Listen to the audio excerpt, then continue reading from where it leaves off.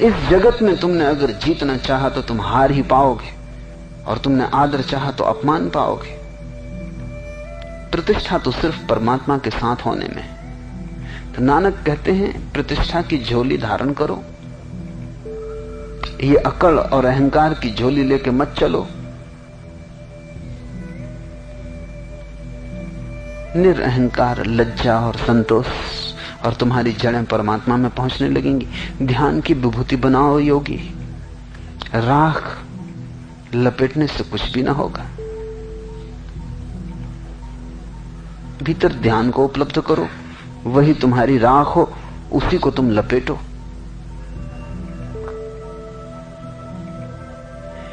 मृत्यु को गुदड़ी बनाओ कि उसकी याद बनी रहे सदा। जिसको मृत्यु की याद बनी रहती है वो परमात्मा को नहीं भूल सकता, और जिसको मृत्यु भूल गई वो परमात्मा को भूल जाता है। और हम सब मृत्यु को बिल्कुल भूल के रहते हैं।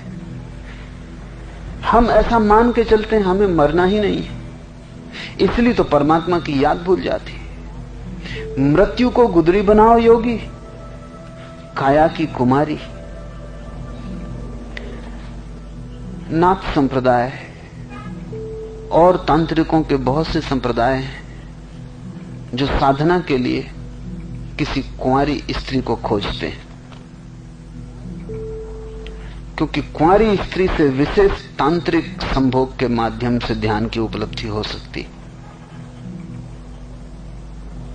ये बात ठीक है, ये हो सकता है, तंत्र ने उसका मार्ग खोजा है, लेकिन आदमी तो बेईमान है।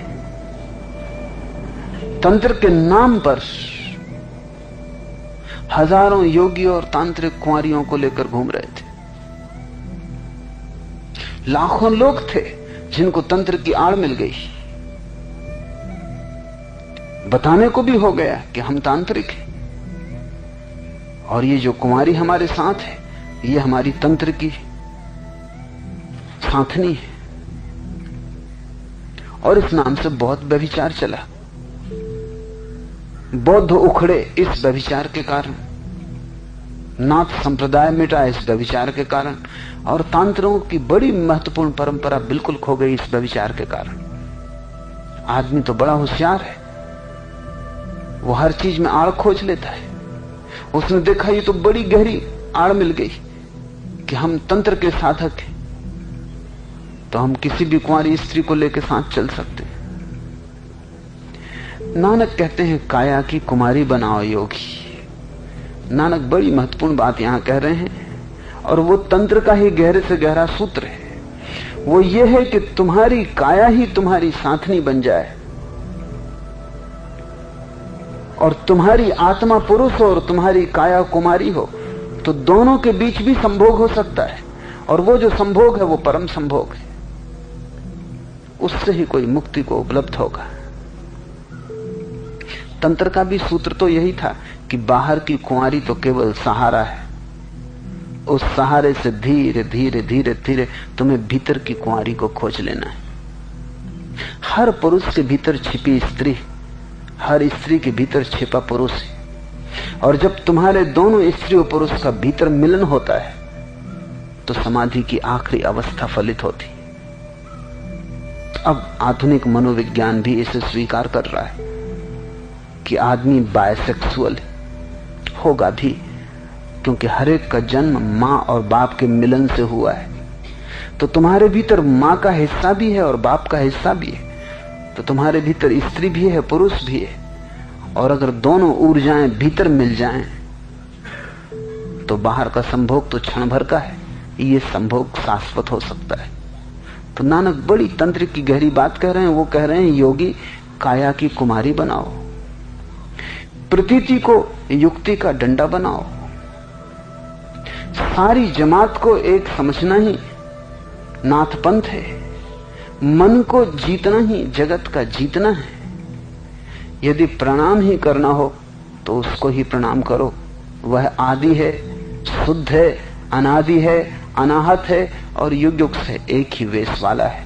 मुंदा, संतोख, सरमु, पतु झोली, ध्यान की करई विभूति, खिंथा कालू कुमारी काया, जुगति डंडा परती थी, आई पंथी सगल जमाती, मन जीते जग जीत, आदेश तिसे आदेश, आदि अनिल अनादि अनाहति, जुग जुग एको वेश।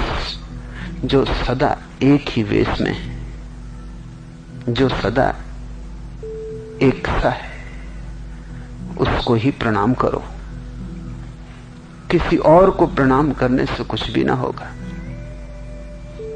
मंदिरों में, मस्जिदों में कितने ही प्रणाम करो, लेकिन अगर प्रणाम उस एक की तरफ ही नहीं जा रहे हैं तो व्यर्थ है। कहीं भी प्रणाम करो, प्रणाम उसी को हो, वो याद बनी रहे। इसे थोड़ा ख्याल रखना। जब गुरु को भी प्रणाम करो तब भी ध्यान रखना कि गुरु के माध्यम से प्रणाम उसी को। आदेश तिसे आदेश। मंदिर की मूर्ति के सामने झुको तो भी याद रखना कि प्रणाम उसी को, आदेश तिसे आदेश, उसी को प्रणाम है। तो फिर मूर्ति भी सहयोगी है, फिर गुरु भी सहयोगी है, अन्यथा मूर्ति भी खतरा है और गुरु भी खतरा है।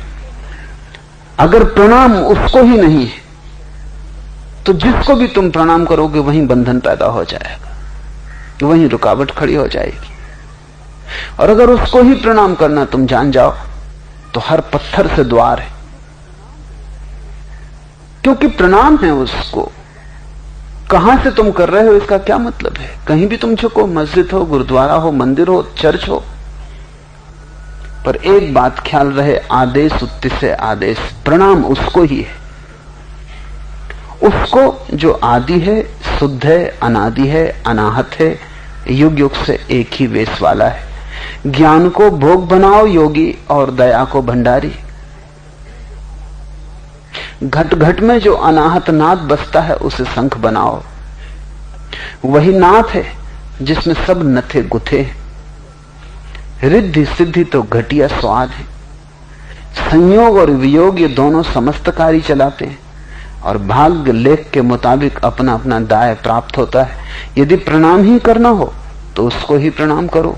वह आदि है, शुद्ध है, अनादि है, अनाहत है और युग युग से एक ही वेश वाला है। ज्ञान को भोग बनाओ, दया को भंडारी। ज्ञान और दया, प्रज्ञा और करुणा दो पंख हैं, जिसने दोनों साध लिए वो परमात्मा के आकाश में उड़ने लगा।